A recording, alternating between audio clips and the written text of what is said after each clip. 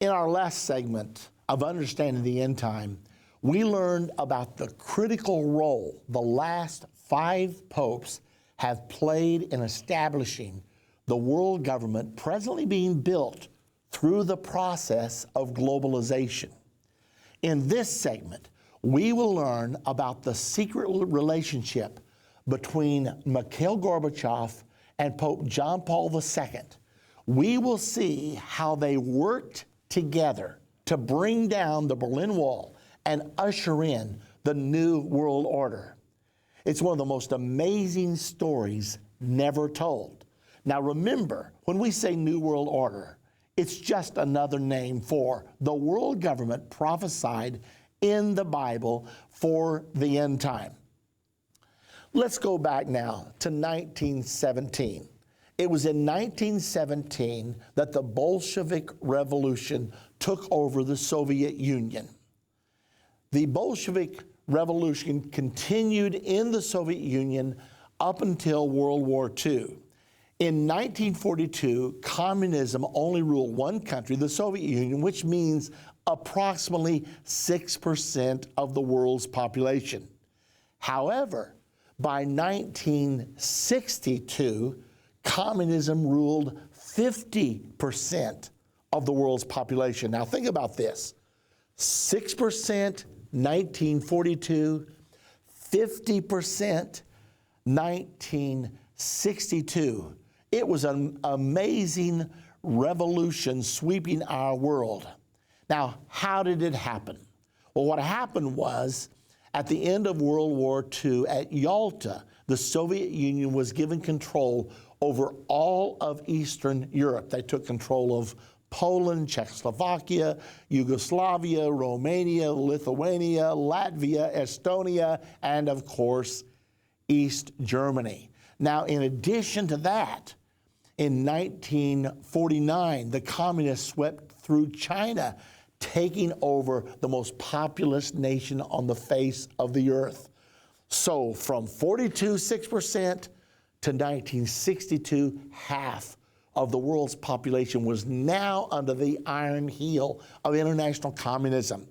It appeared that communism was taking over the entire world.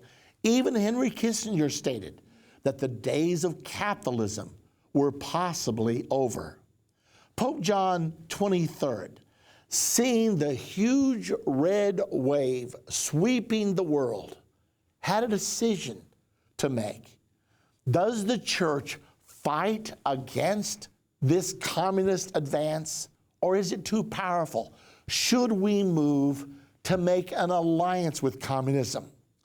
Now, the church was really more friendly toward a socialist type of an economy than they were toward total free enterprise. They called it social justice, and they felt like there were times for legitimate wealth redistribution. Consequently, in 1961, Pope John XXIII appointed Mr. Agostino Casaroli to begin building bridges with the communist world.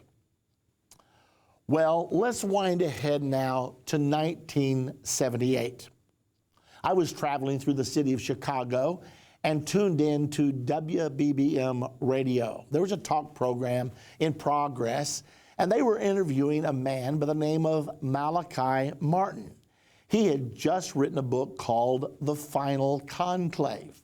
Well, they had my attention. I knew that a conclave was the election of a pope.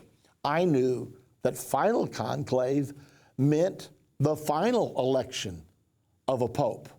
What was this man saying, and who was he? Well, I kept listening and found out that Malachi Martin was a Jesuit priest, and he was a Catholic priest till the day he died. Furthermore, he was the ultimate insider. He actually had taught at Vatican College in Rome for 6 years, and furthermore, he was an intimate friend with Pope John the 23rd. Well, I was interested in what this man had to say.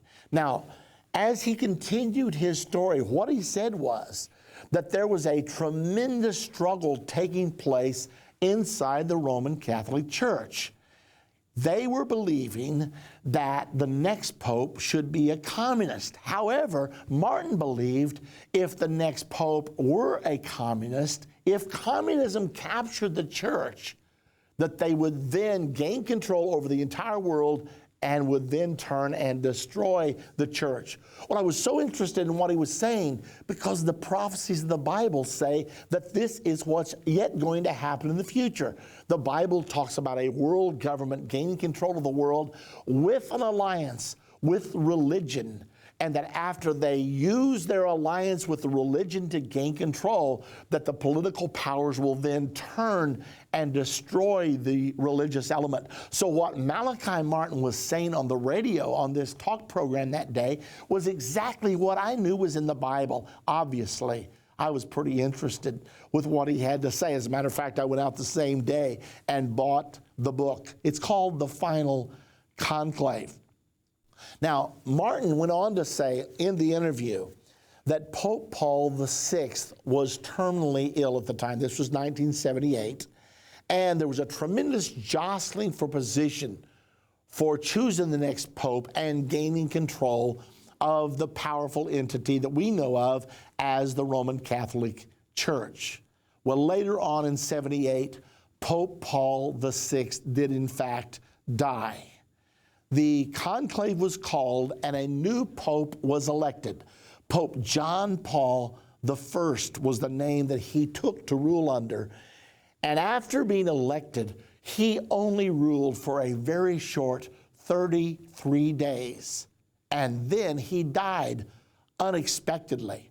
Well, I was watching this whole process trying to determine whether Malachi Martin's pope was elected that would purge the church of corruption and return the church to its spiritual mission, or whether the pope that would be a pro-communist pope was elected. I couldn't figure it out. Of course, it was only a short 33 days. While I was still trying to figure all this out, the pope died. Now, what was so amazing was this pope was said to be in wonderful health. He was only 65 years of age, never had a day's heart trouble in his life, and yet they said he died of a heart attack unexpectedly during the night.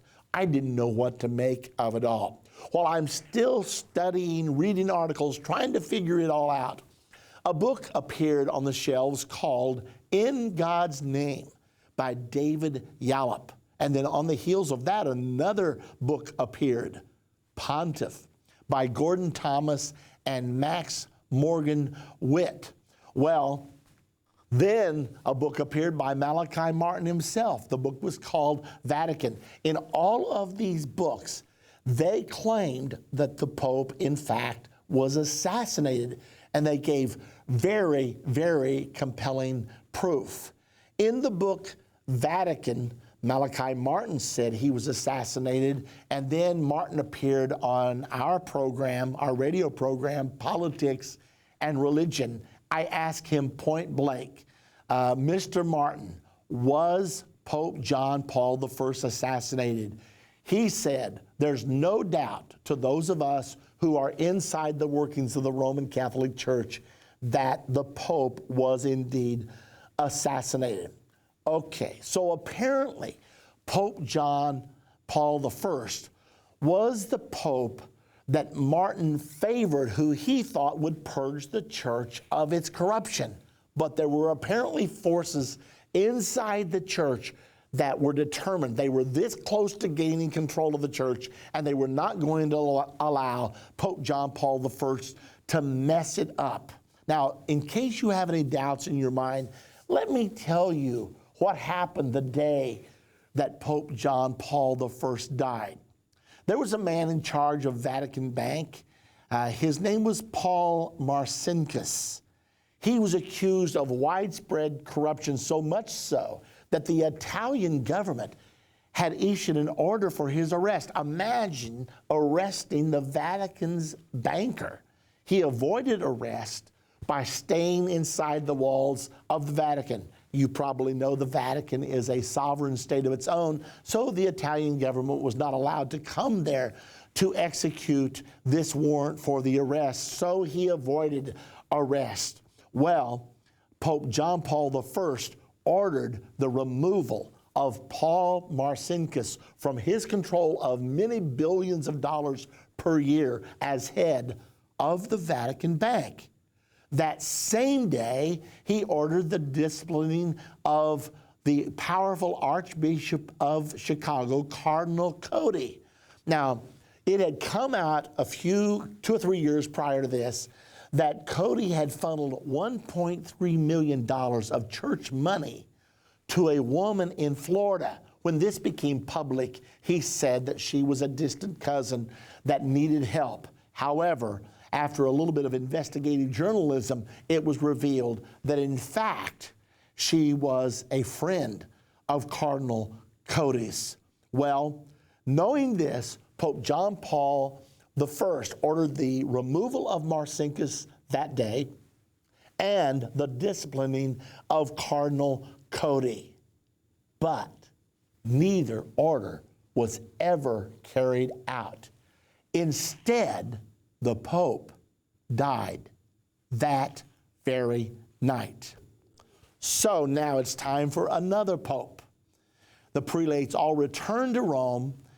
They go there to the Sistine Chapel, and when the white smoke comes out of the chimney of the Sistine Chapel, the signal that we have a Pope, the announcement was made, Karol Wojtyla of Poland. And everyone said, "Who is that?" He took the name to rule under Pope John Paul II. Now, this pope was the youngest pope elected in 154 years. He was the first non-Italian pope in 455 years. This was a revolutionary choice because normally the popes came from Italy, since the church is called the Roman Catholic Church. But he became the first non-Italian in 455 years. But this is the real important issue. He was the first pope ever from a communist country, ever in the history of the Roman Catholic Church. And his number one claim to fame was that he had presided over the church in Poland for 45 years under communism. And the church had not only survived, but it had actually thrived under this arrangement, this alliance between Catholicism and communism. Okay, now, while the votes were being counted in conclave to determine who won to be the new pope, guess what Mr. Wojtyla read to pass the time? The World Marxist Review, the official publication of international communism. Amazing. Then, in the first year of his rule, he went to the United Nations to deliver a speech there. During his speech, he called for massive wealth redistribution, which simply happens to be the number one plank in the platform for international communism. It certainly appeared that the communists had at least a pope who could work with them, if not an actual communist pope. Well, on page 560 of his book, Vatican, it's interesting some of the things that Malachi Martin had to say about the new pope.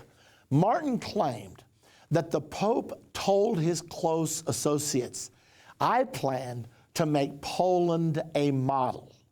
We will show them, the Soviets, how to make socialism work." Socialism was not working for Soviet Russia because people got paid whether they worked or not. There was no motive to work, so the economy of the Soviet bloc was going down, down, down. Well, this pope says we can show them how to make it work. Now, all this was being said in 1979. The pope said, "I plan to deal with the Soviets, not by announcing that we will bury them, but by showing them how to solve the problem that they themselves know will bury them. I plan to give them a model where religion, morality, and sociocultural life are totally detached and independent from political control. And one of the Pope's aides asked, and that model is to be Poland? The Pope nodded.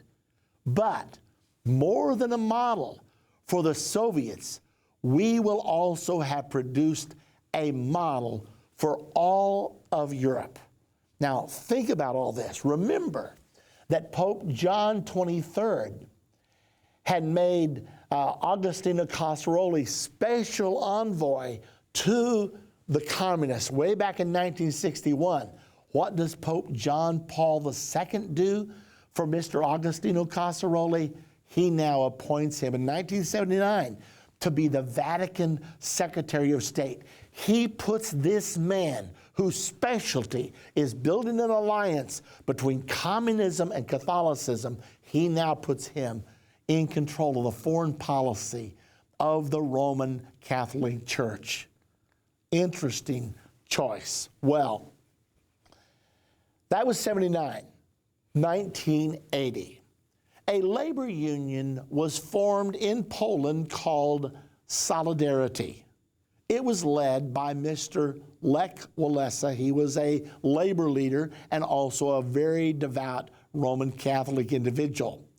Well, when this Solidarity was formed, interesting things happened. First of all, the communists feared it. What is this Pope up to? They knew the Pope was behind all this. And so the communists banned Solidarity in Poland, and they placed Lech Walesa under house arrest for the next 2 years. However, it was about this time that a new, young, vibrant leader was rising inside the Soviet Union. His name was Mikhail Gorbachev. And during the early 80s, he was ascending to power, gaining more and more influence. Finally, in 1985, he was elected as president of the Soviet Politburo, and he became the leader of the Soviet Union.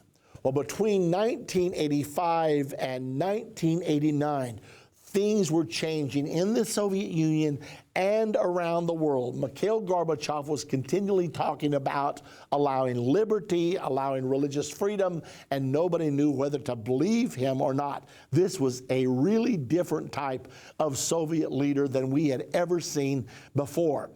Well, finally in 1989, now don't forget Agostino Casaroli, he's working behind the scenes, now Secretary of State of the Vatican, still building bridges to the communist world.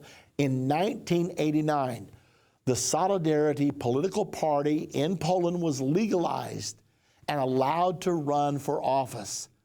Solidarity overwhelmingly won the election in Poland. Now, before this happened, when there were efforts at reform in other communist states under Soviet influence, the Soviet tanks had moved in and crushed it. I'm talking about Hungary, 1956. I'm talking about Czechoslovakia, 1968. The tanks had rolled and crushed the reform movements. So everyone held their breath when Solidarity won the election and they were moving to take over Poland. Would the tanks roll again?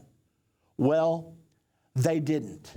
When the Soviets did not invade Poland, very quickly, revolution began to sweep through the other Soviet satellite countries, and one country after another threw off their Marxist regimes and brought in a more liberal government. It was called the Velvet Revolution. Several months during 1989 were amazing to observe.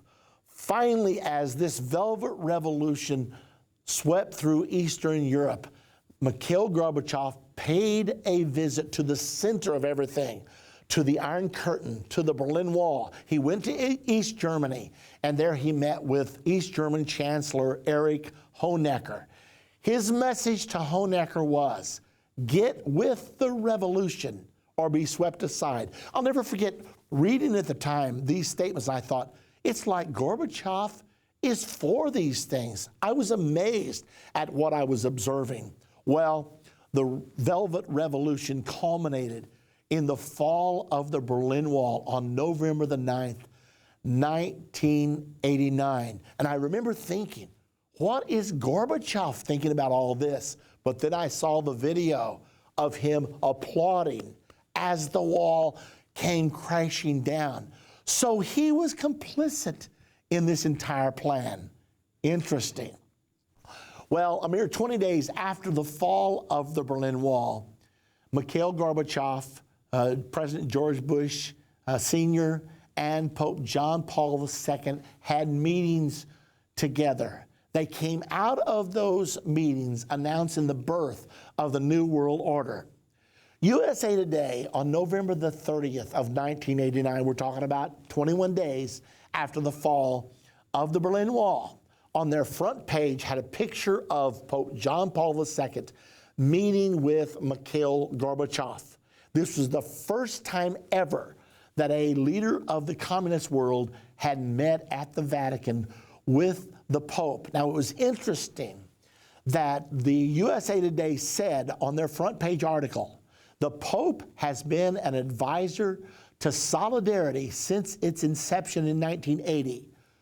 Lech Wałęsa's priest, Henry Jankowski, was never far from the Solidarity leader's side. Now, the Soviets knew this. They knew that the Pope's hand was working with Wałęsa through Henry Jankowski, his priest. It went on in the article to show a picture of the Pope and Gorbachev together. And during the introductions, when Gorbachev was introduced to the Pope, would you like to know who was given the honor of the introductions? You probably guessed by now. Mr. Agostino